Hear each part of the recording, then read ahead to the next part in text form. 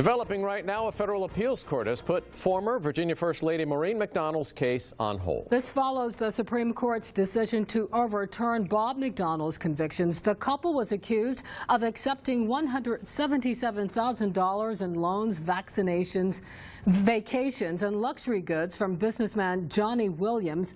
Bob McDonnell had been sentenced to 2 years in prison, his wife to a year and a day. Our Laura Geller has been looking into this case, and she has an update. Well, Maureen McDonnell's case is on hold, giving prosecutors and defense attorneys more time to analyze a recent Supreme Court ruling in her husband's case. Joining us as our newsmaker today to talk about Maureen McDonnell's case is Mike Goodove. Thank you for joining us. Oh, thanks for having us. It's a very interesting case. It is. So let's start with today's ruling.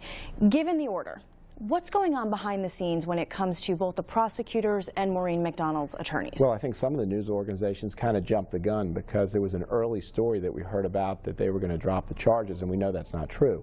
The Court of Appeals has held it in abeyance for 30 days, which means they've sort of continued her case for 30 days so the parties can decide what they want to do. And I think the government's got a tough decision to make. They've got a decision as to whether to continue to pursue the case against Maureen McDonnell.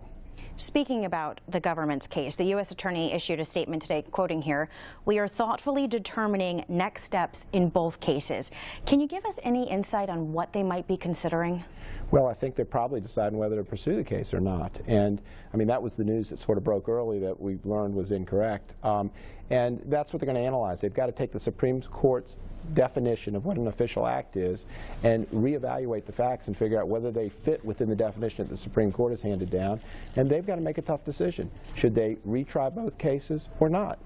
And we won't really know that until the end of August, is that right? Yep, it's been a waiting game all along. It's sort of had twists and turns at every appellate step, but we're not going to know until the government makes this decision what it wants to do, and the Court of Appeals is allowing them time to make their decision. All right, we will have